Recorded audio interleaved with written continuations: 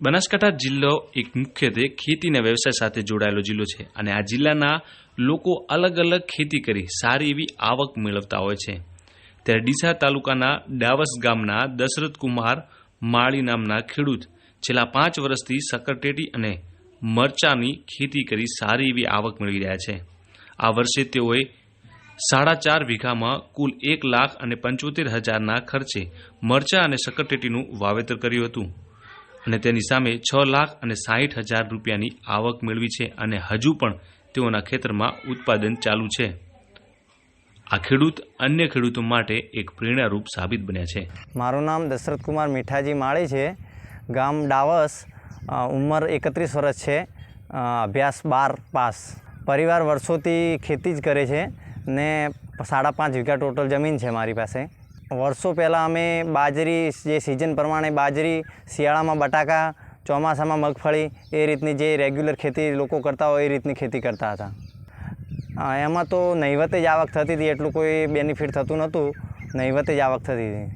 છેલ્લા 5 વર્ષથી હું આ ખેતી કરું છું અને મતલબ સારી આવક મેળવું છું। આ ખેતી તરફ વળવાનો વિચાર એમ આવ્યો કે પહેલાં કોઈ એટલું બેનિફિટ નહોતું થતું, પછી મેં વિચાર્યું કે આપણે બધા લોકો અમુક જગ્યા મેં વિડીયા જોયા, એમાં લોકો આ ખેતી ડિજિટલ ખેતી કરતા હોય તો મેં બી ટેટી અને મરચાંની ખેતીની શરૂઆત કરી। છેલ્લા 5 વર્ષથી હું ટેટી અને મરચાંની ખેતી કરું છું। ટોટલ મારી પાસે 5.5 વીઘા જમીન છે, એમાં હું 4 થી 4.25 વીઘામાં ટેટી અને મરચાંનું વાવેતર કરું છું। ગત વર્ષે મેં ટોટલ 4.5 વીઘામાં ટેટી અને મરચાં વાવેલા હતા, એમાં મારે 4.25 લાખનો ખર્ચો થયેલો હતો, એમાં 12.5 લાખની ઉપજ થયેલી હતી। આ વર્ષે મેં 4.25 વીઘામાં ટેટી અને મરચાંનું વાવેતર કરેલું છે। આજ દિન સુધી મારે 1,75,000 ખર્ચ થયેલ છે, એની સામે મને 6,60,000 જેવી ઇન્કમ થયેલ છે અને હજુ બી મરચાં દિવાળી સુધી ચાલશે એટલે લગભગ 5-6 લાખની આવક થવાની શક્યતા ખરી। શક્કરટેટીમાં મેં 1,10,000 જેવો ખર્ચો કરેલો છે, એની સામે મને 4.25 લાખ રૂપિયાની ઉપજ થયેલી છે ને હજુ બી ચાલુ છે, એટલે હજુ 50-60,000ની ટેટી ઉતરશે।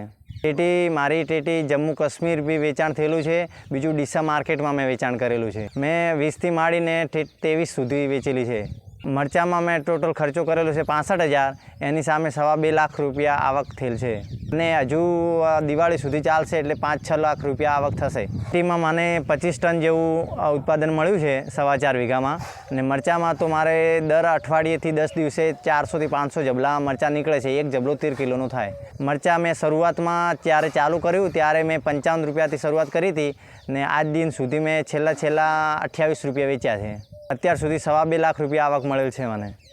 અન્ય ખેડૂતોને અમે એવી પ્રેરણા આપીએ કે આપણે જે જૂની ખેતી કરતા હતા બટાકાની, બાજરીની ને મગફળીની, પણ એ ખેતીમાં નહીવત આવક થવાથી હું એવું કહું છું કે ટેટી અને મરચાંમાં એ તરફ વળે અને સારી આવક મેળવે ને એમનું ગુજરાન સારું ચલાવી શકે, એવી હું પ્રેરણા કરું છું।